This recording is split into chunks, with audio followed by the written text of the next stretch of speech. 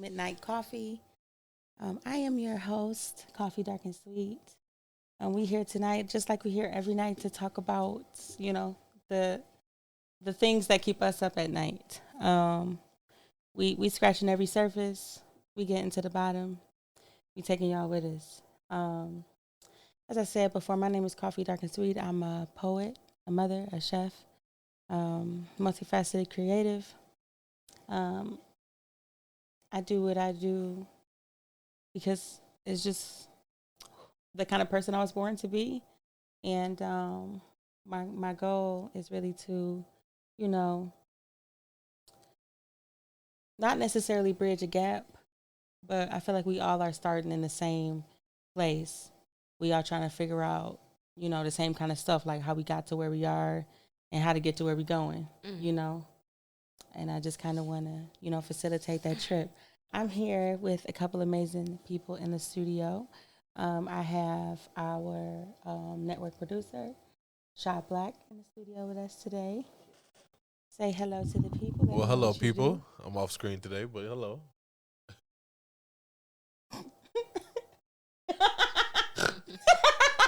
You're so funny. Is that it? Yeah, that's it. I said, tell them what you do. Yeah. Tell them what I do. Oh, I missed that. You can't see me. I'm John Cena. What? I missed that. Poet, network producer, Toast After Dark, Blurred is the word. Of course, Midnight Coffee. That's about it for me. Thank you for being here. And along with Shah Blacq, we have a very close friend of mine, Krystal Rawson, here with us today. She is the founder of Becoming Her, which I know in my experience with doing just that, becoming who I am, and it's a process, getting there. And I know that the things that she has produced with her efforts have helped me in more than one way kind of get there, or at least, take another step. So, but I can't obviously explain, what she does better than her. So, Krystal, tell us who you are, why you do, how you do, what you do. Well, hello, everyone. I'm Krystal, and I am the founder of Becoming Her. Becoming Her is something that I created or am creating while I'm on my journey of becoming the woman of my dreams.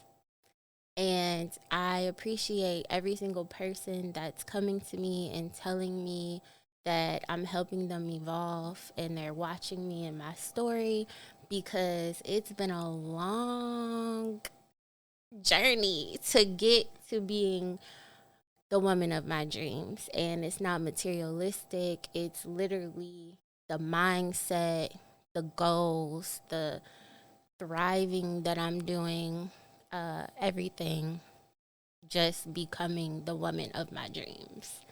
I want you to elaborate, like you said, the goals, but what does that look like for you? Like, you could paint a picture, or you can tell us, like, Absolutely. Yeah. So in the beginning, let me start before.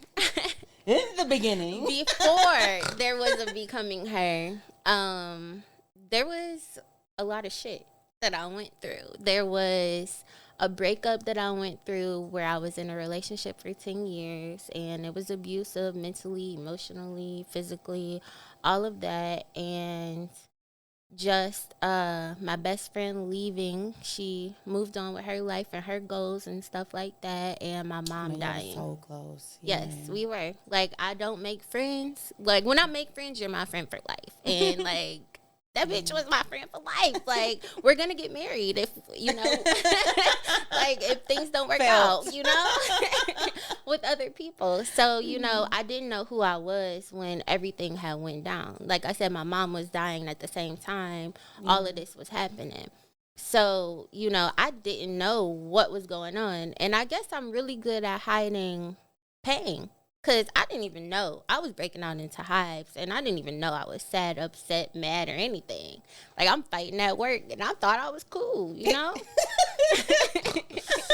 wild. Like, there's ever a sign, Like, I didn't know what was going on. I literally didn't know what was going on. Mm-hmm. So, as I'm trying to figure out what I got going on in my life, I thought I was healed, right?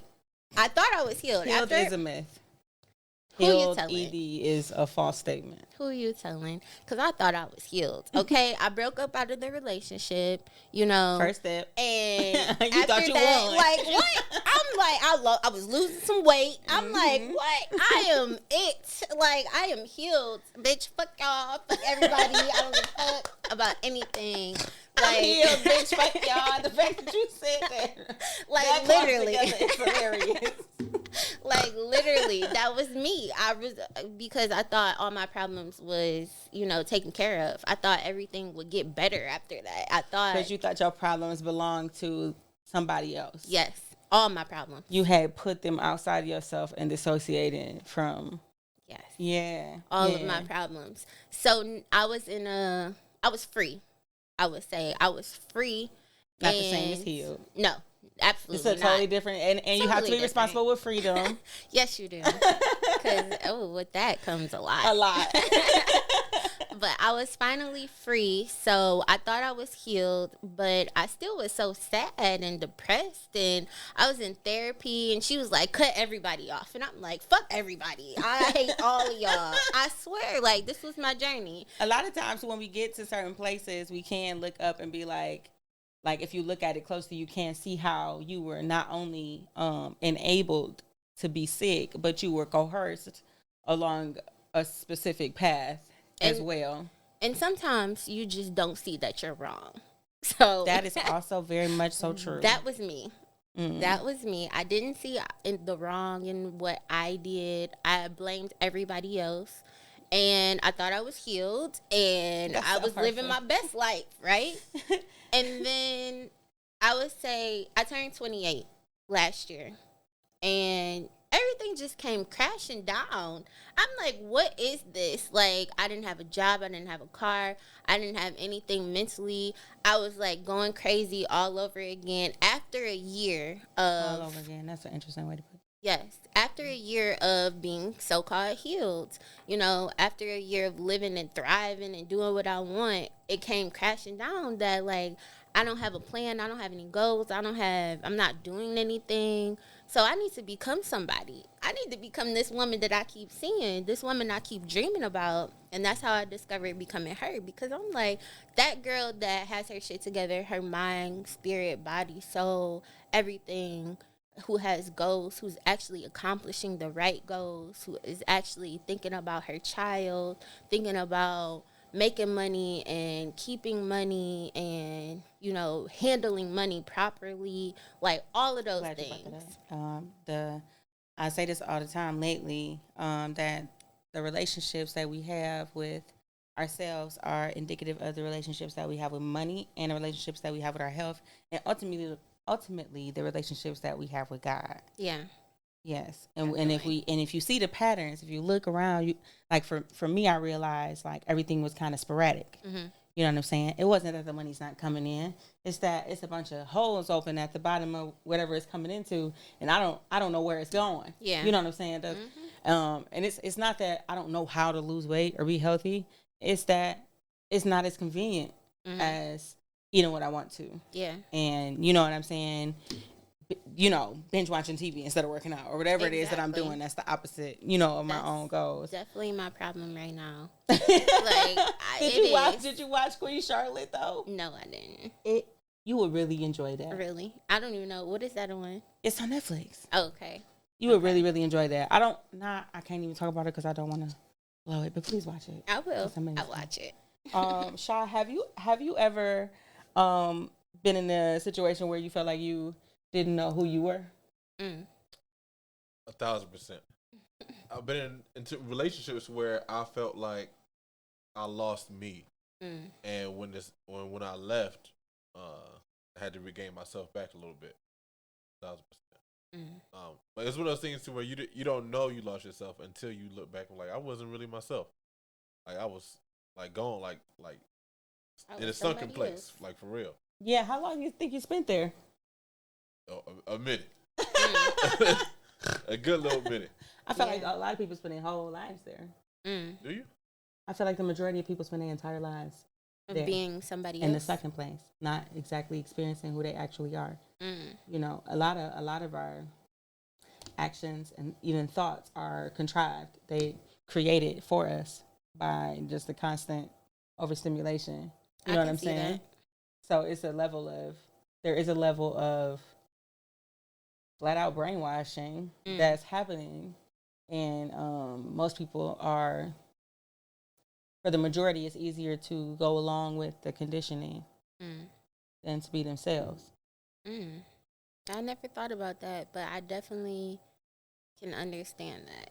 Because Yeah. as a woman, you can want to be a good mom, and you can want to be a good girlfriend, and you can try to like change yourself to be the perfect person for someone, and find yourself doing weird shit. Like, why am I making a sandwich at 3 o'clock in the morning for you, and I don't even like you like that? Like, like I just Now get it I don't from like that. you like that. Listen, I get it from that aspect of you can just kind of adapt to someone's thoughts or what you think they're thinking, and try to. And I like that you said what you think they're thinking. I feel like that's a common mistake with people who accept victimization. It's like a martyr syndrome thing. Like Yeah. we in an effort to, you know, anticipate the needs of our partners, we, you know, implant our own anxieties and insecurities. Like, Absolutely. you know, it's like a projecting thing. And so it's hard to put it in a certain in a specific way. But it's more so like, hey, you know, I cut myself open. Don't you know I love you now? Right. You know? Exactly. Exactly. And I think for me, and I want to know, like, of course, what your answer to this is too. But I think for me, it was the conditioning. A lot of people think of nature versus nurture, but what they don't think of is when they work together. And with the kind of systems that are in place, especially in America, they working together consistently because you know, they traumatize the fuck out of our parents and they parents. So now you breeding mental illness, and you know what I'm saying. You know, they put crack cocaine in mental institutions and then released it out into the street as a street drug. Yeah. Once they got done testing us with it, so it's like a lot of history behind why we eventually accept victimization. Like for me, when I look at not just me, but like I said, what was going on around me, like growing up listening to certain music or being around certain people or being like coached or encouraged to dance in certain ways, or you know, if somebody was you know, being caught fast, you know what I'm saying, putting the blame on the, you know, the prey essentially, because predators exist. These kind of things, I think, condition us to accept victimization, because there is hardly ever a point in like any media with women where they are not the victim. This really just started happening where women are more superheroes and badasses. But think about the history of it. Yeah. This is new. So when you being conditioning is a very big part of it. Outside of, you know, for me specifically, being adopted and having and feeling like, you know, kind of separate or second to, you know, the people I grew up living with. So it was a lot of usually I know this is not just for me, but usually people who accept victimization have a history of that being conditioned to them as love, sort of thing. Well, okay, let me ask you a question. So, being a victim, right, and being conditioned, I want to say for me, because I also was adopted. So for me, I feel like I was very conditioned to be perfect. To try to be. Or to try and that to was be always somebody perfect. else's idea of whatever perfect was. Right. Yes. It was hard. Like you never really got to define it for yourself, kind of thing. It was just like, if I fail to meet these markers and this person's approval, I'm less than perfect, which is like trash. You know, there is no in between. And then you don't even know who you are at that point when you get tossed around and you try to be perfect for so many different people, and you don't want to make any mistakes, but you're still a child, you're still a teenager, you got hormones, you're going through all this stuff, you can't talk to anybody because you're only there for a couple months or maybe a year or two. So then you get, well, I got like pressured to be perfect. So then when I got into a relationship, I was always trying to be perfect. To carry your own weight and not make too much noise and not take up space, essentially. Yes. Like literally disappear. Yes, exactly. It's interesting because I remember, now that you said something, but when I invited you, I didn't remember that similarity in our history. Like, I wasn't exactly in foster care, but because I was adopted young, but the way that I was kind of raised put me in a situation where I felt almost as if I was, you know, I was experiencing that as an adult, which was extremely weird. You know, I'm like, I'm too grown to feel adopted still. This is crazy. Yeah. You know what I'm saying? No, but I get it though, because I'm 29 years old and I still feel like a child. I feel like this is not real life. I don't have bills. What? I'm still a kid. Like, I feel like a part of me never got to be that child, never got to make those mistakes, never got to be so innocent and just, you know, get to make the kid mistakes. Because when stuff came down like on they me, kid, like they kid mistakes and not like stuff, yes. Girl, when stuff came down on me as a kid, it's, you know, and I don't fault nobody, right. You know, because they took me in. But when I did stuff as a kid, they like, oh, we can't handle her. Oh, no, you know, you got to get rid of her. She got to go somewhere. So I would go into the next person, try to be more perfect. But I still got to, you know, have my faults and do my stuff that I do as a child. And then it's like I said, stuff that is in your story. Like, you're not in control no way. You never been. You know, God, well, in my opinion, God is. Right. You know. Exactly. It's not an opinion to me, but yeah. So, you know, a lot of that effort to try and control something, just like yourself, that you were never really in control of, fighting your nature. You know what I'm saying? Because you lack nurture completely. It's like you literally become like two people. Yeah. Or more.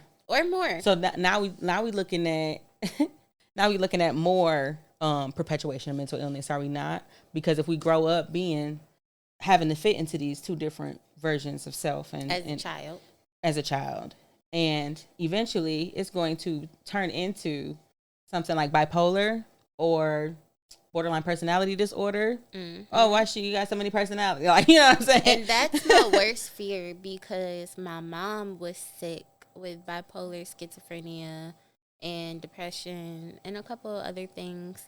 And like, if I feel like I'm just doing too much, if I'm feeling too many thoughts, I start to get paranoid. You know, like, I don't want to be like that. I don't want to have those issues or those problems because I see what they can do. So then I trap myself even more to not be myself. Like, now I can't even have crazy thoughts, and that's okay to have a little crazy thought every now and then because you're human. And I can't express myself how I want to express myself. I can't be the person I want to be because I'm always shutting something down to be something else for somebody else. What do you think will happen if you stop doing that? I'll explode, probably. I'm gonna blow the fuck up, period. To be honest. Oh, that was great. Like I told you, I never knew I was fighting and I was doing all this stuff at work. Like, people was just pissing me off. I'm like, everybody about to get it. And everybody's like, Krystal, what's wrong with you? That rage. I'm like, nothing. What do you mean? I'm fine. And I'm not fine. Like, I don't know how to control my anger. I don't know how to control my sadness. I don't know how to control my happiness. Like, all I do is cry. It takes nothing for me to cry. If it's too cute, I'ma cry. If I'm really sad, I'ma cry. Like, I don't know how to control my emotions or anything. I don't think you have to. I think I think honestly, and I'm not. Trust me, I'm becoming her too. You know what I'm saying? I think I had like a revelation the other day, like, oh my God, is this me? Like, and it feel brand new, right? Like everything feels so. The world itself is just like new. Like it's really crazy. And I know I still got a lot of room to grow. Yeah. But I also know I got a lot of room to grow. Like the world is really big. There is, Yeah. you know what I'm saying? It's not. But I'm gonna encourage you to lean in, like because when you remove the suffering, oh, I'm struggling with bipolar, and some people say I'm living with bipolar, or whatever it is. It's like no, it's literally like here. You know what I'm saying? And it's not necessarily that it is specifically, and I don't want to be offensive because No, mental you're illnesses fine. are very much so real. But when you understand that how we've been conditioned to have and think certain ways, and you really realize it's like a trick of the enemy, then you can let go of like the stigma of it and Yeah. just be that. Because if I am bipolar, ain't nothing wrong with me. God made me like that. You know what I'm saying? So it's not nothing. I don't feel like it's anything that you should try and enclose, or the world is not going to end if you be yourself. Right. It's really not. But the thing is, that's why it's becoming her, because I don't Right. know who I am. Right. I don't know what I like to do. I don't know what food I like. I don't know anything about myself because I just tried to be something for everybody else. And this includes even being a mom. Like, I love my child to death, but I try to be the perfect mom, and I'm tired. And all of a sudden, you're not Krystal no more again. And you think that this self-sacrificial behavior is beneficial, but it is only self-sacrificial. Yeah. Like, and it's not something that's easy to notice, because the world will tell you that you're doing a great job and you're a great mom because you haven't gotten your nails done in a year so your kids can have Apple iPhones. Like, that shit don't make no sense. No, you know what I'm not saying? at all.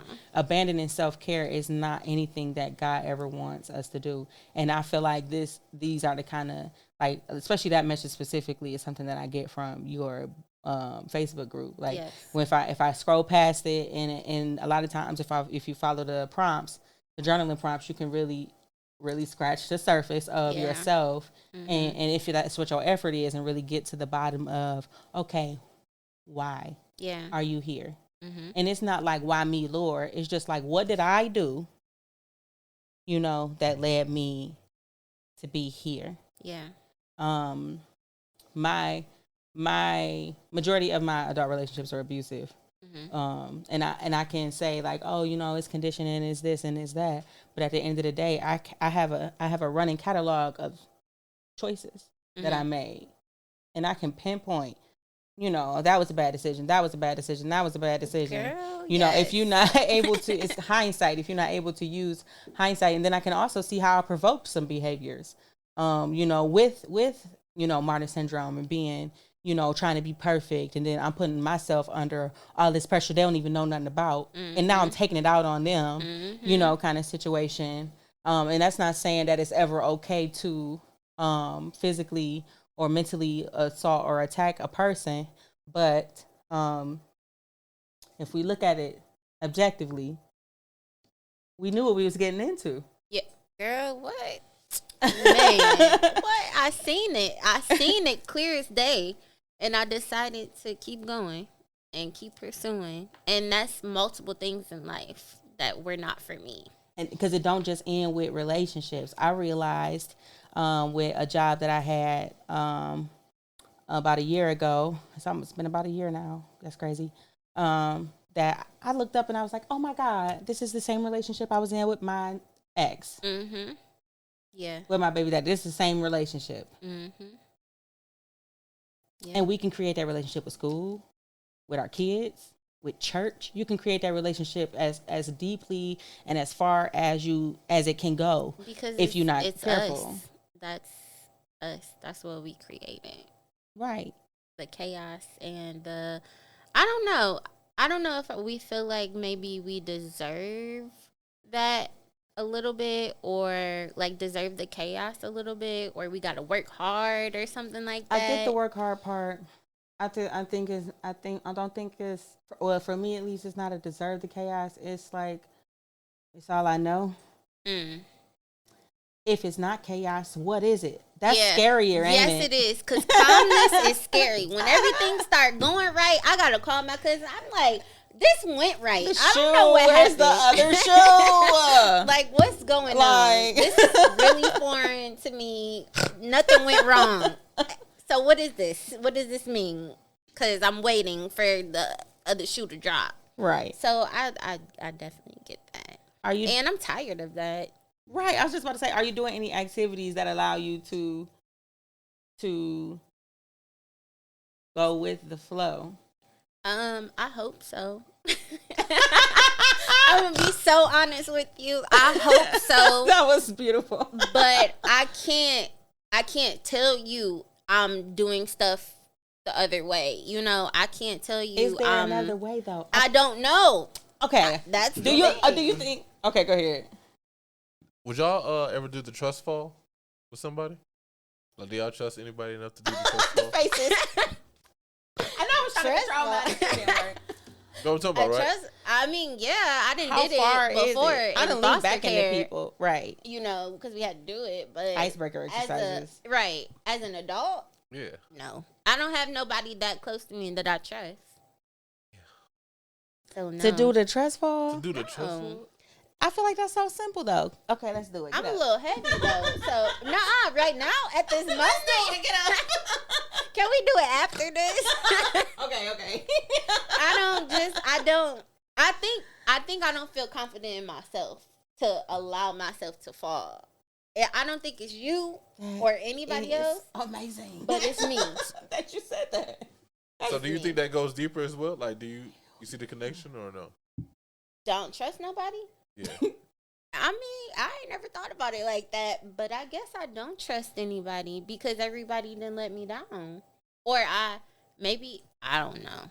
I feel like everybody I allowed in my life let me down at some point, but I have also grown to know that people love you a certain type of way. And just because it's that certain type of way doesn't mean it's not love. But also, I have learned, if you can't love me how I need to be loved, you don't love me. So I know that was a real Gemini moment right there. That's interesting. I've heard theories like that. But I feel that way. Duplicitous. Yeah, I feel both ways. Like, you can love me as much as you can, and I can get that you love me to the highest. But I also feel like, you don't love me how I need to be loved. So I love you right here because we right here at the same time. For me, that goes into matching love languages. Like, I could like physical touch and quality time, and however you like to love, that's all you like to receive it as well. But you have to go outside the box to say, okay, well, she likes receiving gifts, or she likes what's the fifth one? I'm missing one. But whatever the case may be, whichever one is the opposite, you got to you got to find out what theirs is. Is it weird that I don't know my love language? No, because I think that's a load of shit. I don't love think languages. Yes, and I'm gonna tell you why. Because a lot of people think reciprocity is, hey, I give you shoe, you give me shoe. When it's really like, hey, I give you shoe, you give me laces.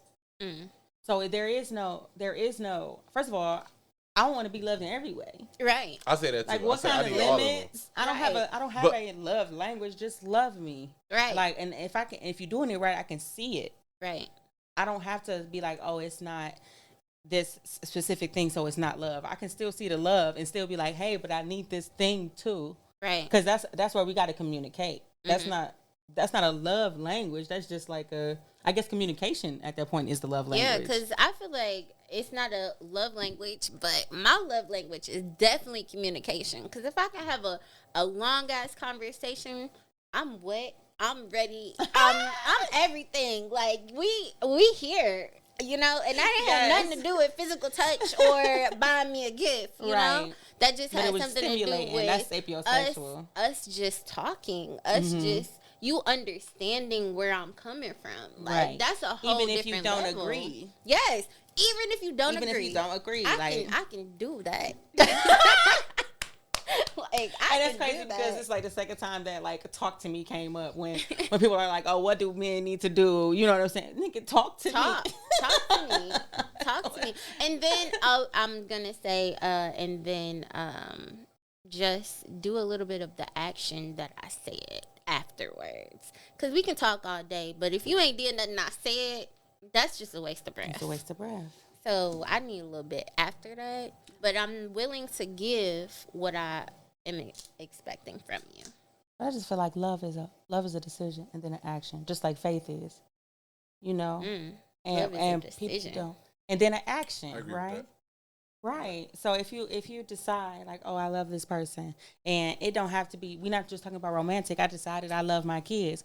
It was a lot of people. It's a lot of people who decide they don't or can't love their kids. It's, you know what I'm saying? And I'm not knocking them either. But it's a decision that you make, and then an action towards it. I know I love my kids because I care what they eat. Right. I know I love my kids because I make sure they have connections to their friends. Right. You know, whatever it is, you have to justify. Yes, it. I believe that 1,000%. Yeah, you I can't love just be that. like, oh, I love you. Like that. Yeah, no, that don't. And I hate when people be like, and you know I love you. Like I don't know nothing. This you didn't show not a Toxic love. nigga scripts. Like, oh my God, no. I hate that so much. Like, definitely make it a decision to show someone that you love them. Your parents, your kids, your neighbors, friends, your freaking neighbors. grass, What? your lawn. Yes, anything. Your career, your job, whatever you're interested in, just everything. Make I love an that effort. so much. Yes. You definitely have Okay, to do but you that. mentioned something earlier though. So love you the right way, cool. But then you said earlier, once everything goes right, now you're looking for the shoe to drop. So which one? I mean, It's a little bit of both. It's gonna be fear associated with something new, Right. regardless. Exactly. It's gonna be a level of fear associated when something is brand spanking new, especially when the something is new and you are also new. Like this is like, okay, what? Yeah, because, I mean, that do make sense, though. When you in that good part of the relationship, when everything is going right, you call your friends and you and get be blinded. like, wait, no. First, you call your friends and be like, this nigga doing everything right. What is happening? What is going on? Like, I'm waiting for him to Am I mess tripping? up. Right. Like, should I love him already? We only been together for 3 days.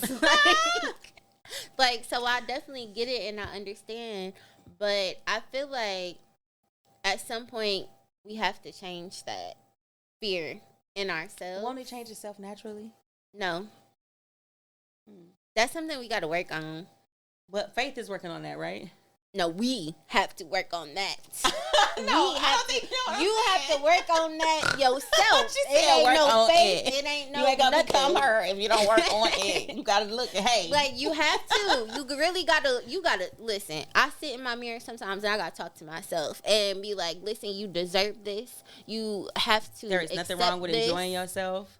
There is nothing wrong with being happy. You're not doing nothing wrong. Ain't it crazy that you like? I don't know. No, I know. I feel like I'm about to get in trouble because I'm having so much fun. Like what? Oh my God, that's a whole. Ain't it something else for me to be doing? Right? Like, Exactly, man. Yes. So it's like having too much ice cream or some shit. right. Like, Cause we not. Well, I'm not an adult yet. Like, mentally, I'm not an adult. I'm still a kid waiting on my mama or daddy to call me and tell me to hurry up and come home or hurry up and stop doing what you're doing or something like that. So I get it. And we need to. I'm 29 years old, y'all. Okay. Keep saying it. Are you having a midlife crisis? I feel like I am. I'm laughing at Like, you. I feel old Like, you in and too disbelief. young at the same time. I get it. Listen. I fell asleep in 90s the other day. I think I talked about that. I said, child, I'm auntie officially. It's official now. Like, I'm in bed by 9 p.m. every night. I work at 6:30 in the morning, and I'm gonna be asleep. Everybody in the house is asleep. Like, we just got done watching Reba, okay? Like, not Reba though. Reba, okay? The whole seasons, all of them, all 6 of them. I'm old and young at the same time. Same. I always kind of been that way though. Me too. When I think about it, I'm like, if I could pop my teeth out, I would. Oh my god, I want my teeth though. Damn. Just take them out, take a break, sure. Like, okay. All right. I don't know. I give myself like when I get old, my teeth is just gonna be like, yeah, here they go. Yeah, okay. Well, I work with old people, and sometimes they be losing their teeth. So, and I'm definitely the type of person who would lose their teeth. Look, it's a couple at my job, and the man dropped his teeth in the toilet. So his wife like, God damn it, you done dropped your teeth in the toilet. You don't feel like you would enjoy certain foods better without teeth? No, I want all my teeth. I would like all of them, and I would like them to stay for as long as possible. I'm sorry, I'm not with you on that one. She's like, you're not gonna get me. Oh man, that was funny. Okay, so people pay money for good teeth. they do, and I have great teeth. You do, beautiful teeth. They gonna be in somebody else's every mouth. time I think of old people, I think of just like teeth being popped. Nope. It was this lady. This is a terrible segue or whatever the fuck is happening. Oh my god. It was this lady I worked with. Bitch bones. And she would be standing up there early in the morning without no teeth in her mouth. And the whole time I thought her mouth was just like that. And then the owner go put to the side and say, girl, go put your teeth in. Oh you my look goodness. crazy. I hope she don't listen to this.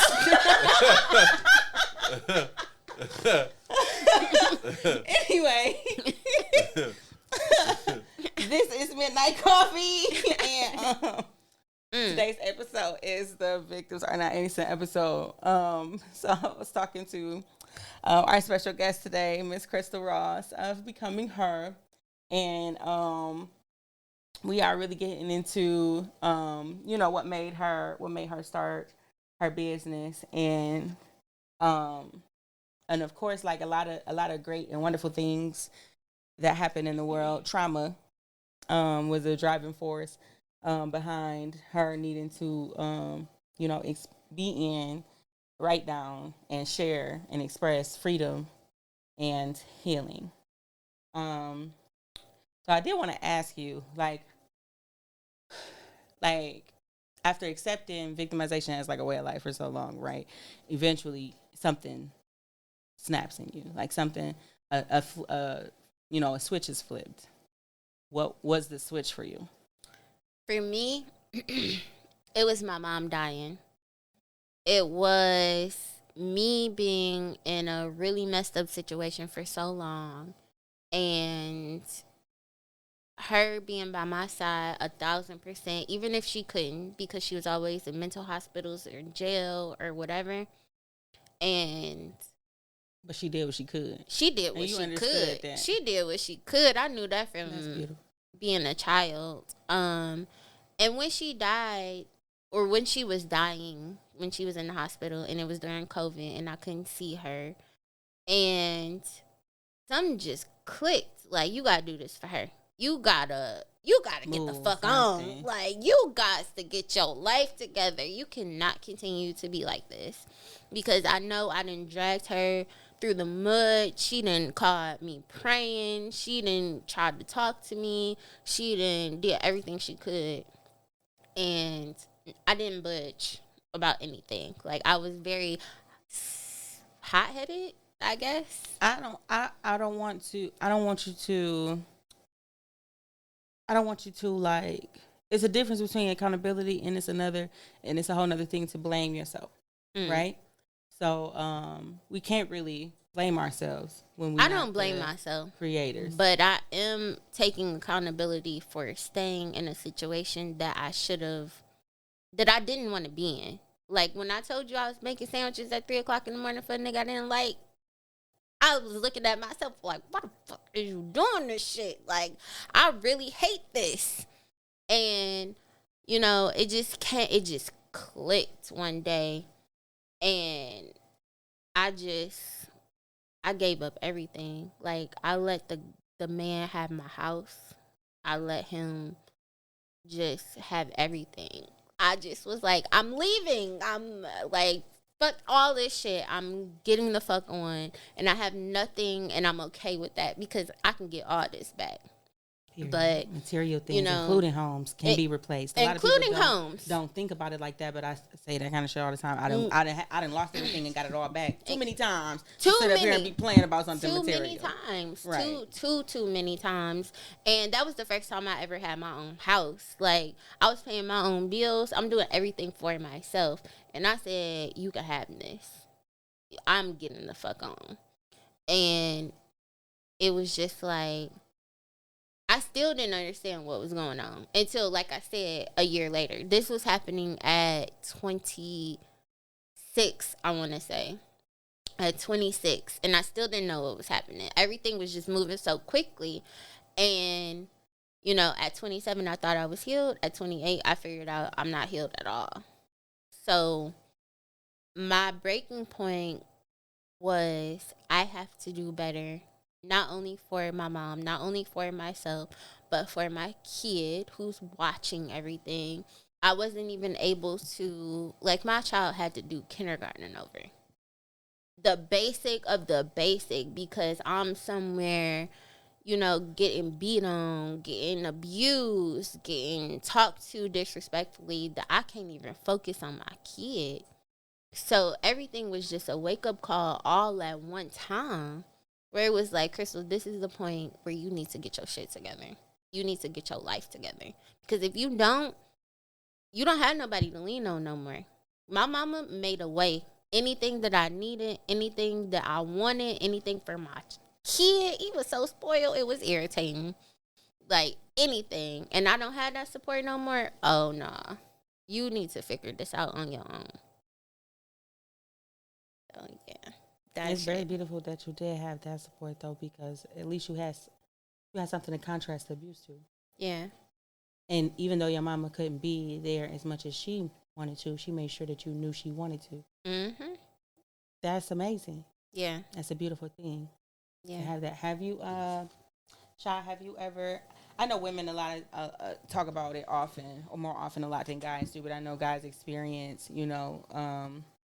victimization as well. Not just in relationships, but in life. Can you want to talk about it? Not necessarily. We'll leave that to be continued on part 2. To be continued. Her. It is a very sensitive subject for me. It was therapy and the wrong medication. It was a combination of the things because this was following my very last suicide attempt, which was in 2017. Or sorry, I'm wrong. 2018, the year. It was 2017. I'm tripping. Okay. Anyway, it was 2017, and it was my very last suicide attempt, and it was a really big one. It almost worked. I was in the hospital for a minute. My mom and my baby daddy was fighting with each other about whose fault it was. And I had completely snapped. And I knew it. You know what I'm saying? I knew that I was never going to be the same again. And I couldn't sit on my hands kind of no more. It was like, with this, how many times are you going to survive this? You know what I'm saying? For somebody, for me, suicide ideations and suicide attempts start happening early, like at 12, 13. And they literally never stopped until 2017. And I went to therapy. It was a condition of them releasing me from the hospital. I convinced them to release me from the hospital because they really didn't want to. And a condition of that was me to go to therapy. And I'm talking to the therapist about just regular stuff. I'm not even thinking at this point, we ain't no trauma or nothing like that. We just talking. And I'm telling her about something simple like, the kids sleep in the bed with me. I put them in their own bed, but their daddy don't like them to be in there, so he always get them out, put them in the bed with me. She like, oh, that sounds pretty controlling. And it just kind of snowballed. And then it was like a veil was lifted, and I realized not necessarily that he was to blame, or that anybody really was to blame. Right. But I realized that my conditions had been being enabled to make it easier for people to get what they wanted from me for a very long time. And I could not go backward. I could not. My vision was different. And then they gave me the wrong medicine. It's crazy because they diagnosed me with bipolar. And you're not supposed to give somebody with bipolar serotonin reuptake inhibitors. Those are for people with just anxiety or just depression or something like that, but not bipolar, because it elevates your. So for the first time in my life, I was having homicidal thoughts because of the medicine. This is not something I ever experienced before, and now I have to talk about it. You know, I have to find a safe space where I can communicate this without being taken away from my children or something crazy like that. You know what I'm saying? And of course, he was the only person there to do this with, because if whatever I can't do, he got to do. He their daddy. And it wasn't necessarily that he responded wrong. It was that I still didn't feel. I felt like it was being used against me, just in another way. You know what I'm saying? Like, I was able to keep my kids and avoid those kind of consequences, but now there are other consequences that are coming with that, which is like more, you know, what's the word? More like manipulation, right? Because now I'm vulnerable again, right? And that kind of was like it flipped a switch on me, in me, and I started praying, like, you know I got to get up out of here. I know that I also knew too, and the prayer literally went like this: I know I have to get up out of here. My kids deserve to see me actually be loved. This is as much as I want to stay for them, it's not going to help them if I stay here, and they continue to see this and think this is normal, because this is not love. You know what I'm saying? Whenever somebody is physically and verbally attacking you, like you said, pregnant or otherwise, and just like, treating you like they property. Right. And I said, God, I know that I'm not going to move on my own. I need you to order my steps. And when I tell you, I thought I had lost it. I didn't know who I was for a couple years. I was like, it was the wildest 3 years of my life. I was like, that's how it be. What? I think that's, they say childhood trauma. That is what we unpacked after we figured out this not what I want. Then we go to the childhoodness where we like, okay, I'm gonna be a kid again. I'm gonna do all this shit that I shouldn't be doing. I'm gonna be careless. I'm gonna be just doing shit. Like, I'm gonna figure it out. Like, as I go along, totally I'm gonna just be doing whatever comes to mind. I used to call myself the figure it out queen, and then I'm like, girl, you know how irresponsible it is to consistently get yourself in positions where you got to figure some shit out. Like, man, what? Oh my goodness, figuring it out. But it's weird. It's the correlations are uncanny. Okay, because we got adoption. Like me, I was adopted. You was in foster care. I feel like it's a similar, very same thing. But then it's also, I know you waitress. You write. You've been an abuser. Like the similarities are very uncanny. Waitressing is another thing that I feel like was abusive in a way. Oh. Like, you know what I'm saying? And it also conditions perfection, like impossible perfection. You know what I'm saying? I remember I was like memorizing 12 tops with modifications, just like memorizing the whole thing without. That's not even normal. I should not ever put myself in a position to perform on those high levels. And then you get cussed out, or you get just blamed, or no tip, or anything, or hit on, or anything. Oh my God! And I had this old creepy old man. Like, my wife's out of town. I have a hotel right here. You know what I'm saying? Give me a little kiss. Nigga, excuse me? What? This is at Fishbones. All the creeps was at Fishbones, I swear to God. I probably should not say that on air. The creeps. But the creep they everywhere. Honestly, they are everywhere. They're everywhere. They are everywhere. Like, and please stop hitting on your waitresses. Please stop hitting on your waitresses. Especially if you're not tipping. But the high performance of it all, right? Yeah. I feel like it creates like this energy where I feel like nobody ever kind of thought I needed help. Yeah. Even though I could say it, you know what I'm saying? I could bleed from the eyes and be like, oh my God, help me. But then the next day, I look like I figured it out or something. What? Like, like the way that I'm like, and I think everybody was just kind of like, oh, Amber's smart. She'll figure it out. Yeah. Listen. I am figuring it out. I won't say I did. I am figuring it out. But come on now. The fuck? Figuring it out is That's some not bullshit. easy. First of all, it's not easy.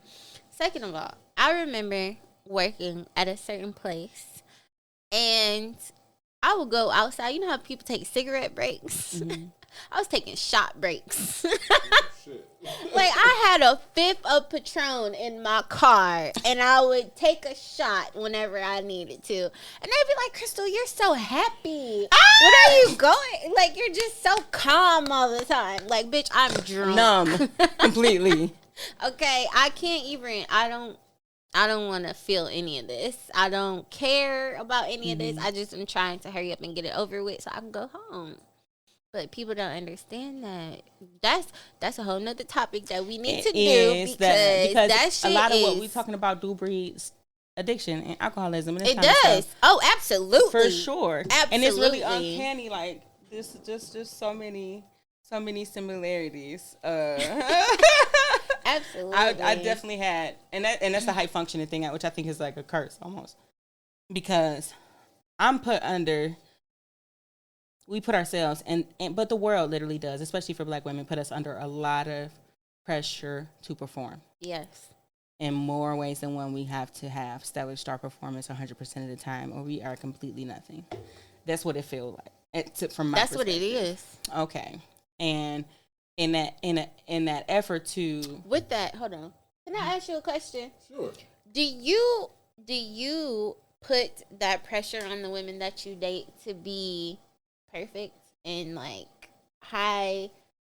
Like, do you put them on a pedestal, a really high pedestal that you don't put yourself on? Not at all. Because I'm probably the more a realistic person. Okay. I know I'm not perfect, so I don't expect her to be perfect. And have you ever done that? When I was young, yes. Yes. Why? I don't know. I don't know, to be honest with you. It's just something you just did. I don't know. Why? That's so weird to do that to women. It is. It's conditioned by. But I think so. I think it's really conditioned. I think so. You want to show up on TV, this woman is beautiful, and so everybody who not her must be shit. Like, I was just thinking that with the internet, I was just thinking, and I was about to make a post when I was sitting outside. Like, do you think everyone would want as much success or to be as fit or to want to wear these clothes if we weren't seeing it all day, every day? How else are they going to sell it to us? But I'm just saying, remember when it wasn't that? It's always been that. I can't remember when it wasn't that. But it's always been that. But I know for a fact there was a time before that. Right. And it is. I literally pray for simpler times for that reason. We are consistently overstimulated. We think like, oh, I need this Louis, Gucci, Versace. Helmet at 20 years old, right? And it's like, and my before I'm born, I teeth, need like this kind of stuff.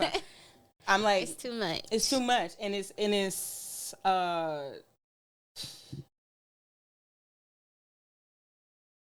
that's another thing that happens in relationships is we go out and we are looking for Cardi B and Meg Thee Stallion and not regular normal people, and we overlook, the mailman or the garbage delivery driver because they not, but they also Dwayne The Rock Johnson shit, or whoever so. the fuck that is true. I don't like nobody to do a perfect picture either. Have y'all ever heard of the saying, the brighter the picture, the darker the negative? Mm-mm. Ever heard of that? So, back in the day when you take film, and if it was overexposed, the negative would be dark. That's where it comes from. Oh, wow. Basically, the faker the persona, the more dark secrets you have. I feel like that's life right now. That is most of the people. Everything that we see are really dark on it. Because everyone wants I don't want just a happy relationship. I don't think he's weird. Like, why are you so happy all day, every day? Like, you need to at least be a little, Feeling. even or something. But people just see the happiness of the relationships and the joy and the pranks and the this and the that, and it's like we want that, and then we want it's to like be porn created unrealistic sexual expectations, and now Instagram couples have created unrealistic relationship expectations. Yeah. Because I'm not gonna lie, I don't have the time or energy to play with you all day. No. Exactly. Like, what? No. I had a shitty day at work. If you don't go sit your ass down somewhere and do something, I don't know. Give me a break. I need to breathe. Go take the kids and go outside somewhere for a minute, because this is not real life. I don't feel like anything is real anymore. I feel like we live such a fake You got to literally fight to be yourself. Yes. And it's like, who am I? Like, she's so beautiful. She's so beautiful. She's so beautiful. Her butt is big. Her boobs look nice. She got nice clothes. Like, oh, I want to look like that. I want to do this. I want to do that. And then you be like, then you just be tired. Then you make these lists and I'm going to work out at 5 o'clock in the morning and I'm going to do this and I'm going to do that. And then the third day in, you like, well, I'm tired. Like, I don't want to do any of this, and I can't physically. And then you punish yourself for being tired. You call yourself lazy. Yes. You tell yourself you need to be doing more. There's always more you could do, right? And people tell me all the time, oh, you're so hard on yourself. But I respond with, no, but I literally could be doing better. Right. And that's always going to be true. Right. But at a certain point, we have to look at what's going on around us and be like, I'm actually not doing too bad, though. Yeah. It's like, it's got to be a balance. It's like the expectations are very much on Black women, for sure. But we have to make sure that, I feel like that's where the accountability kind of come in there. I use the phrase like brace yourself. Like, we have to make sure that we on the back end are saying like, hey, you're human. Yeah. You know what I'm saying? You have a right to be tired. Yeah. I don't feel like I have that right at all to be tired. I have to come home from work. I got to cook. I got to clean. I got to do homework. And it's always I got to something. make sure I'm working on what I'm trying to do. I got to just do everything all the time. A constant chase. Sometimes I just don't want to do anything. Right. And then I feel like a bad human. Right. Like, I criticize myself and feel like nothing. And then you don't call nobody and you isolate yourself because you don't want nobody to see you like that. No. But you're really blocking people from being able to love you through whatever it is you're going through. Exactly. Because when people speak to me, they'll be like, Krystal, I'm so proud of you. You're doing so much. And I'll be like, I'm quick to let somebody know. Like, oh, I love how you work and you do this and you still spend so much time with your kids. Like, me and my baby dad go 50-50. I have a lot of free time. Well, that's so good, though. Like, that's so good. Okay, I knew what he was doing with that because I thought I wanted them 24/7. Right. Child. I thought. I love y'all. I love you to death. I will take a bullet for you, but Thanks. You can go to your daddy house for the weekend. But you love your daddy too. He love you just the same. The bag is packed. They sitting on the porch. What are you saying? I'm sorry. I love you. I love you so much. But I understand because we don't give ourselves enough grace. We just overwork ourselves. We so overstimulated with everything. We looking at these people on the internet. We got way real too many life decisions to make. We do. And a lot of them are unnecessary. What? I just want to change my whole wardrobe to one color so I can just stop. Just like stop. First of all, I didn't put on 5 outfits before I came here today, and I'm wearing a hoodie. Talk to me. I'm wearing a hoodie. Okay, it's like, arbitrary. Listen, it's just like sometimes I just be so over it. I want to just shut the internet down, shut my phone down. Sometimes I just turn it off. Let it die. Like, I can't. Sometimes I feel physically sick looking at the internet because I'm just scrolling and I'm looking at the same people on different apps. Like, oh, Koffee is on Instagram. Oh, now she on Facebook. Oh, now she on Snapchat. Like, I saw this picture 4 times. I'm gonna like it all 4 times. Exactly. Because if you don't like it all 4 times, then that means you ain't really like my picture. You not like, my friend, bitch. Oh my God, it's too much. That's wild, y'all women. It's so much. Oh, I will have that problem. Men don't have that I problem. don't really care. I'm sure men don't. No, because I've seen men say post stuff like, "How you gonna share my post without liking it? What? Share it without liking it? Okay, no. How you got on drawers and no dick in there?" Yeah, that's Oh wild. my God. Like, it's hard being a woman. I know it's probably hard being a man. I'm not a man, and I know they always say that. But it's so hard being a woman. We got so much shit to do. We got to know what's for dinner for the whole month. Not the month. Not the month. Because every month you got to figure it out again. You do that Exactly. shit 24/7. 24/7. gotta- I gotta and you know gotta what feed everybody in the house is eating. I gotta know what everybody in the house is wearing. And this I one gotta don't know like where that. all the socks at. And this was gonna scream if I put her on a Man, striped shirt. I gotta know what Like- time everybody gotta be somewhere. And I then gotta I know gotta make sure they get there. how then I gotta make everybody my getting their appointments. hair done. I gotta make sure I fuck him because you supposed to be my man. I gotta make sure you get lunch, dinner, breakfast. I gotta make sure it's The just sheets so. is clean, I my gotta go walls to work, don't and get I fingerprints still gotta all be to over work on time. Okay. Like what? That's why I love Oh jobs my that be God. like, I get it. You know what I'm Man, saying? You got a shout out to family. my job. Shout out to my job. Cause like, damn, Yes, they it's give us crazy grace. out here. And then don't get me started from when the period start. Now you gotta go to work and What? act like you're not, like it's Bleeding not dinosaurs like and a nice, like it's not a whole fucking Game of Thrones episode happening in between your legs all fucking day. Right. While everybody pissing you off Expect and you to you act trying not to normal. slap somebody. You know, you not trying to act innocent. normal. How you doing? I'm good. How you doing today? Like, man, it's so hard being a woman. I just want to lay down. I just want to lay down for a minute. Yes, for a And then when minute. you lay down, you feel guilty because you can be doing 15,000 other things. When you anything enjoyable, it's It's like, just so I hard. shouldn't be playing Monopoly. I should be climbing a treadmill. Right. Like- I need to be losing 15 pounds. What's going on? I need to be cooking dinner. I need to be. Man, I'm going to just run away. So what? Okay, good. I'm glad you said that. What do running away look like? First of all, I want to rephrase it because running away is so unhealthy. Okay. And oh God, I spent so much time running. Mm. You know, and I don't ever want to perpetuate. Sorry, I'm not supposed to. But I don't ever want to perpetuate the idea that you should take off running Right. when something is uncomfortable or, you know, that it's not going your way. But what does getting out look like? Like we talk about being in a sunken place, right? Mm-hmm. And disconnecting from who you are. How you get out? How? I don't know. But I feel like that's something that I want to create. You know how women have the rebirthing retreats or whatever, and they're like thousands of dollars and they're out the country and stuff like that. I want to have a mental and physical rebirthing spa.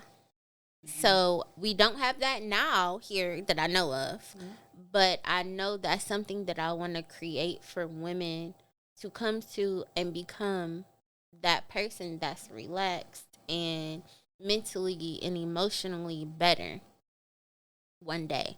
How to do that for myself right now, I don't know. I'm just trying to create an environment that I love at home. So that's my escape. But I'm going to Jamaica next year. And I'm going to be butt naked on the beach. Period. So That sounds like therapy to me. Shit. that is what I'm, striving for. Get you some That's butt naked my on the beach. They should exactly. maybe put that in a pill bottle. Exactly. take Like one of that is these. my release because we don't have that. We don't have anything where we can be like, oh, I Free. need to take a break. I need to, unless you want to go out and drinking and smoking and partying and blah blah blah. That's not but freedom. it's not freedom. I think that just feeling like you, feeling like yourself, feeling like you can cry, you can be sad about everything that happened in the last 2 Jump months. from one emotion to the next. And you don't have Yeah. to apologize to nobody. about it. Nobody. Honestly, it's my baths for right now. Because I be in the tub for a good hour and a I half done with a been there. blunt. and I be crying, I be singing, I be doing what everything. What's been releasing for me lately? Heartbeats. Mm. Like listening to heartbeats while I bathe, while I meditate, like while I pray. Mm-hmm. It do something for me. Mm. Yeah. Okay. And then I recording.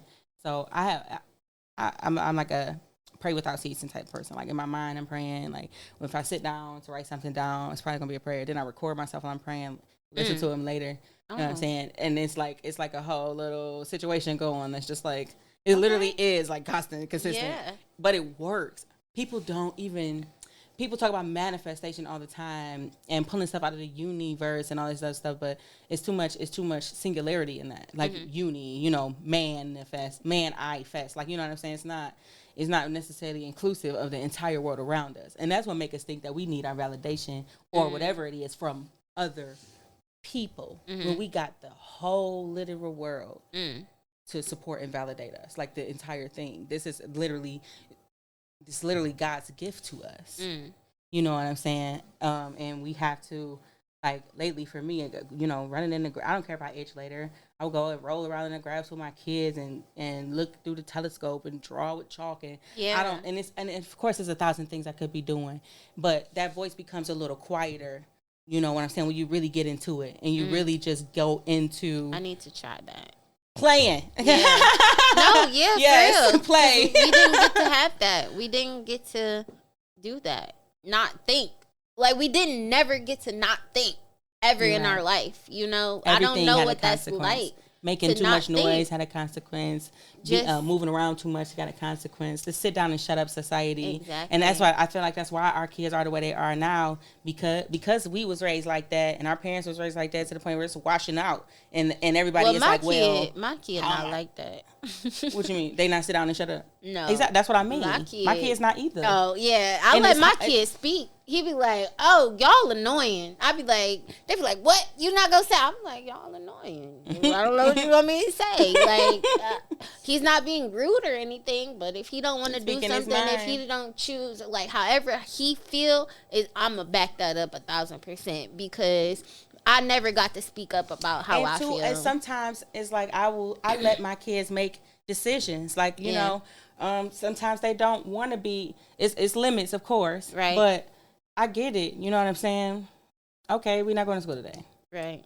Okay. I get wear it. the tutu. I don't care. You know what I'm saying? Do what you want to do. And because it's important sometimes within reason, but it's important to validate that. I feel like these are things, these are why we go through things that we go through, right? Yeah. These kind of conclusions that we reach in, how important it is to not steal somebody else's perception for self-gratification. Right. Because that's going to raise somebody who accepts victimization as normal. You know, we really undoing some stuff. We really doing some big work, and so it takes a lot of, you know, trial, right, and error, right, and these kind of things and experiences. Because how else are we gonna learn? Exactly. Because I don't know if I'm doing it right, but I know he's happy and he speaks his mind to me or to whoever else, you know, respectfully, and I appreciate that. Like, I look up to him for speaking his mind at 7. Like, I wouldn't dare have spoke my mind to anybody at 7 or 17 at that or 27 at that. You know, like, to be so bold. Do that. I need you to do that. I need you to become that person that you are, so I can sit back. And at first it like took me back. Like, I'm like, no, don't say that. Don't do that. And then I'm like, hold on, wait. No, you are allowed to speak how you feel. You are allowed to say the things that you want. At first, like, I would yell at him if I told him not to say something, if he would say something disrespectful to an adult. But he'll be like, Mama, why can't I say that? And I'll be like, because you can't, because they're an adult. And then I'm like, hold on, no, I can't just say that to you because that's not giving you a reason. This is the reason why you're not able to say this to an adult, but you can say this if this is how they're making you feel. And you give your kids options. I give my kids options too, and everybody say that's where I fuck up at. No, but you're right. I don't necessarily agree with that because I don't want to force them to do nothing. I don't want them to think being forced is the same thing as being obedient. Exactly. And I also I don't want to control them. I want them to understand the the reward of self control. Mm-hmm. Right. I want them to figure out the control part for themselves on their own time, and and that kind of stuff. So we avoid the conditioning. We stop perpetuating that and looking at it and understanding the trick of the enemy in my psychology helped me kind of be like, well, that ends here now. Yeah. Like the jig is up. You know what I'm saying? It's over. Yeah. And it's a big part of the process of becoming her. Mm-hmm. Whoever her is, because in reality, my dreams are so finite and small compared to what is really mine. Yeah. For real. I get it. Definitely. I saw you put together a women's entrepreneurship summit. Am I saying it right? There was a panel. Oh, the conference that I had. That summit conference. Mm-hmm. Yes. How did that go? It was it was a lot. It was a lot because I did it by myself. Like money wise, I did it by myself. And all the ladies that were on the panel were ladies that I knew personally, and I loved them all, and I loved their stories, and I love just what they added. Everyone tells me it was wonderful, it was beautiful, and everything like that.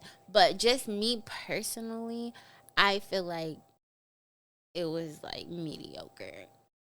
That's what So you see what just happened, right?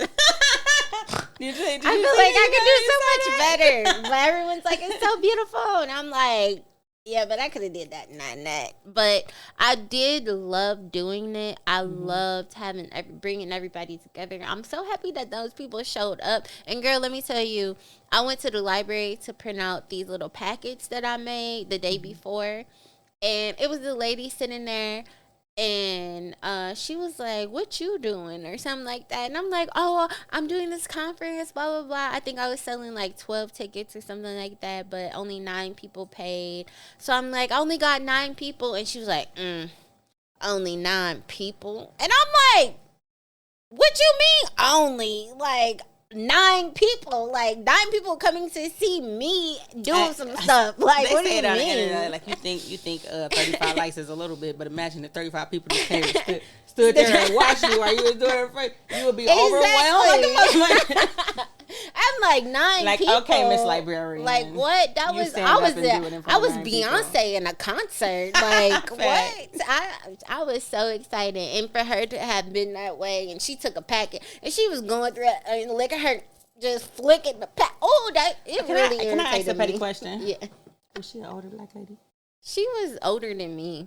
I don't know how old she was, but she wasn't older, but she was definitely older than me. Okay. But she was just took her little flick. Oh, that shit. She flicked. I'm like, you can keep that one. I don't know what's wrong with you. But, man, maybe you need a packet. Do you want to come? It's $25. But, yes, it was beautiful. I want to do another one, but I just don't know when. Like, I have so many ideas. I didn't. What's next? I didn't talk to you about ideas and stuff and things, and like I'm always thinking of something. I always want to do something. I just don't have the money for it right now. Cause if I did, I'd be on top of the world. But when you are doing exactly what you're supposed to be doing, I know. God know you need money. You don't even gotta ask for it. God know exactly what you need. I know, and it just be showing up. Like I know. I know. So that's when I had to learn patience. And I had to just start making YouTube videos and journal videos and whatever else I do right now with no money that I just do at home. Do you know that's how Energetic Investment started and got its name, right? Yeah. Because I had a lot to do. I had a lot on my mind. I had a lot that I wanted to produce into reality, and I ain't have shit to give it but energy. I feel that 1,000%. I felt like that my energy is worth a lot. It is. First of all, your energy is worth a lot. It is. Creativity, talent, skill. Oh, can I ask you a question with that? Mm-hmm. After you do something, after you write a poem or something, or you just do something, do you feel exhausted? No. No, I feel exhausted after I make a video or after I do a journal The video is entry. different. Videoing is different. I feel tired after I make a video, especially depending on what kind of video it is. Do you? Okay. If it's not like a random live, that's one thing. Mm-hmm. But if I sit up there and produce like a thing, Yeah. it's like, ew. It's just like, and reels sometimes are exhausting. Yeah. You know, all the editing and Yeah. all the, Like it's not, I mean, it's not a me thing. Exhausted. Like I gotta If I take can't a just nap do it, after it I might do not, something. it just might not get done. I really have to take a nap after I do certain things because I feel like I poured my soul into this. Like it might not look like it because I don't got the fancy cameras and the microphones and stuff, but I literally done poured my soul into this. I get that. I get So that. I be like tired, and I'm like, is this normal? Do It people is. feel like this? No, after every video I edit, Oh, okay. I feel tired. Okay, that Yeah. makes me feel better. I thought I was lazy. I'm like, am I just not doing enough, or what is happening? And some stuff is more taxing than other stuff. Like when Yeah. I like after I done worked all day, I Yeah. love cooking, but child, After you cook for your family, can you please point me in the direction of several seats? I'm gonna have them all at once. Thank you. Exactly. Like, sometimes your calling is exhausting. it's never going to be easy. No. People confuse happiness with pleasure. Mm. Or happiness with joy. They not neither three of them things is the same thing. No. Like pleasure is like, oh, this is happening right now, and so I'm happy. But as soon as it's done, I'm not happy no more. Right? And happiness is like, yeah, stuff is bad sometimes, but I choose happiness. Right. Joy is like, I don't give a fuck if I was standing waist deep in a dumpster fire. Thank God. Right. I mean, I felt all of them before, so I get it. I definitely get it. That is. I'm happy to know that it's not just me. No. I mean, I be pouring my soul into becoming her. Not just the brand, but actually the journey. Cause I'm That's what I like about it, the journey. Yes, it's a journey. Like I am on this journey. I am not her yet. I don't even know who she is, and she probably gonna change when I get to her. Okay, because every single time I get to somewhere and I'm like, yes, this is exactly where I want it to be. Literally, it's like tick, tick, tick, tick. All right. What next? All right, what's next? Right, exactly. Like, I done been here for 2 minutes. Like, now. okay, I need to thank you. keep it pushing. Like, what else can I do? But why don't we give ourselves time to just sit in it? I don't think it's us. I think it's society. That's true, too. That's what I was saying earlier, like the intense and pressure on us to perform is stopping us from getting the help we need. I don't have time to go to a mental institution and really sit down and get it cracking. Right. I gotta get up and get it cracking at these jobs because then when my shit fall apart, I fall apart with it, and nobody knows how to use brooms or anything like that. They don't care what Humpty Dumpty do with their pieces. No. It's just like, oh, another casualty at war, and life goes on. So we have to make sure that I take lots of breaks. I'm a break taker, and I'm becoming more. Ooh, what's I feel the like word? I don't deserve a break. See, but that's a part of the change. Like it was like God was like, rest. He leads me beside the still waters and restore. Like he was like, rest, child. What are you doing? You think about it. How far you gonna get running? You not really. It's like you're gonna have to take too many breaks. You're gonna get too tired. Your body might spontaneously combust because you just putting all this extra pressure on it for no reason. Right. And really rushing make you late, and it make you forget stuff. So you do stuff like halfway. I'm just gonna pour this. Do your thing. But yeah, we really need to take time and sit and stuff and really look around and like I feel like it helps us be better servants and better creatives too. I just don't know how to do that. Even you saying it makes me uncomfortable. Like I'm not there yet. Like I'm not able to take a break just yet. I ain't work hard enough. That is not true. I would stop going. I would be like, all right, I got to be, give me a month or two kind of situation. And I would sit down. I don't need but the more breaks I take, the less breaks I need. You know what I'm Right. saying? So I was in a state of like perpetual break taking for a minute, like 6 months here, 3 months there, kind of situation. You know what I'm saying? It's gonna take a lot for me to get up out this house, kind of. Right. And then it just the more I did that though, the less less breaks I needed. Now it's like I could work a full day shift and I might be tired or sore, but I'm not burnt out. Like so, I guess I was just burnt out for a minute, to where it was like, if I didn't rest, ain't no telling what was gonna happen. Right. Yeah. So Wow. I feel like we need to. Chill. You done told me something new. We need rest. not new. Not rest is new.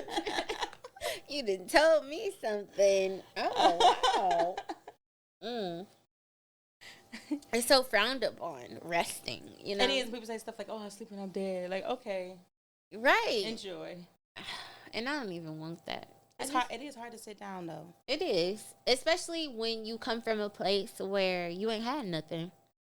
I don't know if you come from a place like that, but when I left everything and I said fuck everybody, like I ain't had nothing. Girl, I was in my car for a minute. Listen, I've been through it, and I got to a point where I had done so much. I had got my place. I had done so much, right? And I think of like everything I went through, and then I finally landed here, and it wasn't even worth it. I was mad as fuck. I was like, ew, I don't. And then I was faced with the idea that I was gonna lose everything I had. Just went through all that to get, because I didn't have no more energy to do nothing. right? I feel it. God, but that's for me when another light kind of clicked, right? Because we talk about the light that clicked when we realize we can no longer accept abuse from other people. Right. But it's a whole nother light that clicked when you realize you can no longer accept abuse from yourself. Girl, Like, what are we really doing? what are you really doing? What is happening? Where are you going? What is? You need to figure it out right now. And then you running so fast to get there to a place that you That's have me. no even I'm in idea that where you're stage going. right now. I'm in that stage right now. I don't know where I'm going. I don't know what's going to happen. All I know is I'm going somewhere. And I know at some point, you got to rest. But I feel like this is not my resting moment right now. What do you think will happen if you just decide where you're going? If you just decide who you are. And then it's just like deciding to love, right? And then it's actions that follow that. So it's like if you decide that you are a person who gets rest, or if you decide you a person that works hard, and then you have clearly already decided that, right? You know what I'm saying? So what other decisions can you make and then act on? I don't know. I don't think I can decide where I'm going. All I can decide at the moment is that I'm going somewhere. I'm not quite you going there. to a rebirthing center. Yeah, that's all I know. I don't know how I'm gonna get there. You don't have to. And I don't know how long it's going to take. You don't got to know that either. But you can also decide that. I just know that today I'm on the path of going there. Amen. That's all I know at the moment. And I know that this is not my resting state at the moment, because I'm just not in a mental place to rest. Resting is not rest if I try to rest right now. I get what you're saying. It's different when you can actually rest, and when you're resting and you're like, I need to be doing 50,000 other things. But okay. That inability to rest because you haven't cascading and running thoughts is a condition of burnout. And you gotta kind of sit through. When I sat down, I wasn't sitting down just like, oh, I'm chilling, I'm happy to sit down. No, my mom was like, girl, what the fuck? You about to lose everything. Oh, my God, your kids are tearing the house up. Get your ass up. What are everybody going to eat chicken nuggets again, bitch? Like, it wasn't calm.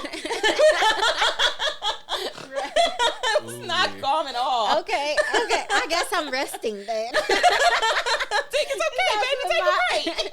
That's what my life looks like a little bit. Because, okay. Well, I guess resting is not always just being lazy. I guess why do I associate resting with being lazy? Because we live in this dog eats dog situation where everybody feel like they in some kind of odd ass competition, like it's not enough resources here for everybody. Oh, It wow. is. It is Okay. enough resources. The early bird get the worm, the late bird get the worm. Everybody is eating. I just seen that post you yes, made. everybody's eating. Okay, maybe I am resting because I'm doing what I'm supposed to be doing and not doing things that I feel like I need to do. Like, I'm doing things that benefit me in the future. I'm not just doing something to make somebody else happy. What about right now though? I made a post a couple days ago. Like, well, is there any good version of fear? I got a lot of good answers. But somebody said, my cousin said, if you feel anxiety or fear, it's because you are either focused on the past or the present. If you let both of those things go, you can't do nothing about the past. Having expectations for the future hasn't done anything but let you down. If you just live right now in the moment, right now, you at a podcast, we talk about healing and stuff. Right. You know what I'm saying? This kind of alleviates that desperation feeling. I don't know how to live in the present. Look at your hands. This helps. Look at your hands. My hands. Mhm. Okay. And feel them without touching anything. Breathe. It helps me. And then I decide at that moment, like, oh, I'm alive. Mm. Okay. It, I'm gonna it try helps. that. I'm gonna try that because I never live in the present. I'm like this. I can honestly say this is the first time I've ever lived in the present. I'm usually like, when is this gonna be over? Like, what's gonna happen after it's Oh my done? God. Like, not in a bad way, but like, what's gonna happen after I finish this project? How's it gonna look, or I'm going to anything go make afterwards? dinner. Or how many red lights are going to be on the way home? Anything afterwards. So I never live in the present moment. And that really frustrates me because I feel like you only get a little bit of time on this earth. And working with old people, I know, and I talk to them all the time, and having dementia. I worked with a lady who was 101 today. And, you know, just watching them all day, every day just makes me want to be here mentally, physically, emotionally for myself, for my kid, for everything that I'm doing. And I feel like it's so not fair to me to just skip right past everything. Like, oh, I'm at this podcast, but when I go back home, I got to do this, that, and the third. And I hate that so much. So that's really going to help me be that was helpful in the present moment, because I'm not that person, and I don't know. It's not easy to be. It's not, Because I'm constantly worried about, oh, yesterday did I do that right, or I wonder how my baby feel about this that happened a week ago, if it's still bothering her. And then I'd be like, oh, next year I want to buy a house and have like 6 restaurants up and running. Like, I have goals. I have weekly and monthly and yearly goals, and I still feel like I don't have enough goals. Like, I still feel like I'm not doing enough. Professional goal getter. Like, I'm like, oh, this is not enough goals. We need to add more to this. And it's like, damn, how much can you do? How much do you want to do, actually? You really can do it all. And that sounds like bullshit. Sound like some bullshit. I'm sure I can. But No, you that's can't not bullshit. do it all at once. Exactly. And I don't know how to do that. Well, I'm slowly learning that, because I'm the type of person to have an idea tomorrow and then talk about it, and then I want to do it without nothing. That's how all my nothing in businesses between. started. It was just like, oh, okay, I do this. I'm good at it. Okay, buy it now. Exactly. I do not recommend anybody ever do that. No. It seems simple, but it's not. No, it's not. That is me 1,000% with everything that I was doing. Even like school or getting a job, anything. Like, what? I went to culinary school. I didn't accidentally took a first aid CPR class, advanced. Not accidentally. Girl, accidentally. Okay, I didn't do it so much in school because I'm like, oh, I'm very interested in this one little single particular thing that then happened in my life. So let me go be a professional in this. And then you get in that. I'm I'm like, I don't even like this. Like, I don't want to do anything with this. Like, cooking, I hate cooking now. And I was like all for it in high Aw. school. I do. And it had a lot to do with my chef in school, but we ain't gonna talk about him. But, Yeah. but Victimization happens everywhere. exactly. But, it's just like I never was the type of person to have an idea, sit on it, let it marinate, let it have goals, Seek and then help. Seek the proper slowly, support. go with it. Learn everything I need to learn. Exactly. But there is something that you have to offer that's very valuable right now, regardless of what it is, and that it will always be true. So it is important that you start now. Whatever starting to look like. You know what I'm saying? Exactly. Is it anything that you would tell someone who is currently accepting victimization? You know, just any kind of advice that you would give them. I don't think I would give them advice. I would ask them, what do they want out of life? What do you want your life to look like? Because you can give all the advice in the world. Everyone gave me everything that I Right. needed, including homes and everything. But like, what do you want your life to look like in the next couple years? Do you want to continue to be like this, or do you want it to change? And I think I will follow that up with um, and what do you want that change to look? Mm-hmm. And and a lot of people may feel like the change is scary or it's uncomfortable. It is, because And it is. because it is, but then you would ask, ain't what you're doing right now scary and uncomfortable? Yes. Ooh, nobody asked me that. Nobody. If somebody would have asked me that, I want to say I would have changed my situation. It might have made you look at it differently. Maybe. I would have hoped so. Right. Because nobody asked me that. You know, no one asked me anything. They was just like, you dumb, you stupid, you this, you that. It becomes kind of like you become like the butt of a joke versus and I'm working on forgiving a lot of my friends and family for this. You know what I'm saying, for looking at it like, oh, I'm glad I'm not her, or tee hee hee, she's going through this again, because they human. Yeah. And they really know not what they do. Mm-hmm. But it is a process to forgive them, because I feel like if somebody had a cared enough, a little bit more, you know, then it may have been a lot different. Yeah. To even have like you had that contrast, somebody who would do anything for you that Right. didn't kind of take anything from you to do that. I never really kind of never had that. Right. You know what I'm saying? Nothing. Everything I ever got, like good or bad, I was made to feel like I earned, if that makes sense. Yeah, 1,000%. That's why when my mom was the first person to make me feel like, you know, I can ask for help to someone. And then when I moved with my brother, after everything went down, when I turned 26, I understood what it was like for a man to love me and not want anything from me. Ain't that beautiful?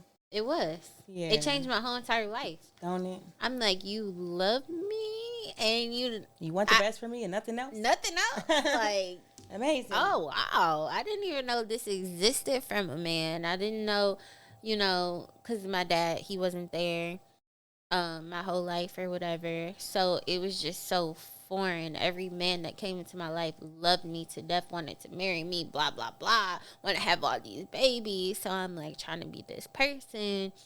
And like when stuff didn't go the way they wanted, I'm getting abused. I'm getting, you know, dehumanized by them, and I'm nothing to them, and I stayed so I can become something. So I'm this person. I'm glad you said that, because I think it get overlooked a lot, as far as like people always say like why they stay if they but I had to come to terms with the fact that I liked it to a certain extent. Nobody is going to sit in anything that they don't like for too long, so I had to kind of come to terms with it was something about that I enjoyed. Otherwise, I would have left a long time ago, because as soon as I stop enjoying it, what I do, Right. you know. But I just lost my point. Because you said, what'd you say? Oh, they dehumanize you, and that get back to the whole like property kind of thing. Yeah. It's Yeah. less of a Because, like, if you are, I can speak for myself. Going from foster care to foster care, foster home to foster home, people getting tired of you because you're doing too much. You find a man that's like, oh, you're mine. You're going to be my wife. I need you to have my babies. I need you here up under me 24/7. somebody's not gonna let me go, but then we Somebody? let ourselves go, trying to be held by Girl, what? somebody else. That actually came to me because I get these like downloads, and I'm sorry because I know you're over No. time, but I get these like downloads. I got a vision one time of myself being. I'm like, oh, I just want somebody that will hold on to me and not let me go, and the vision. It was like it went from them holding me like this to holding me by my wrist to their hands becoming chains to me, literally being held down, kind of situation, and realizing that I had completely let myself go. And that was a crazy like visualization I Yeah. have. But we are going to we are definitely going to be wrapping everything up. Shah, I did want to ask you if you had anything at all to offer people who may still be in accepting of victimization and acceptance of victimization. I think the first step is to realize it's happening first, and then just to seek help because we all been there and talk to somebody. Because trust me, you never know what the next person's going through. We all going through shit, and somebody can share their experience with you and get you to the right help you need. But make sure you talk and not use discernment and talk to the right people. Right. Yeah, If you don't know who to talk to, there are literal hotlines with people who are trained specifically to talk to you, to help you, to get research. There are programs that are made just for you, and they are easily accessible if you go and look for them. Telling too many friends or the open public about what you're going through may not have the best results or any type of results that you're actually looking for. So make sure that you use discernment when you are seeking help, and that let it be help that you're actually seeking. Pity and $40 are only going to get you so far. A couch to stay on is only going to get you so far. Um, just and I encourage everybody, victim, perpetrator, person, to pray, to use that power of prayer and connect yourself with the kind of life that you deserve to have. And this has been Midnight Coffee. I love y'all. Thank you for spending the night with me. Until next time.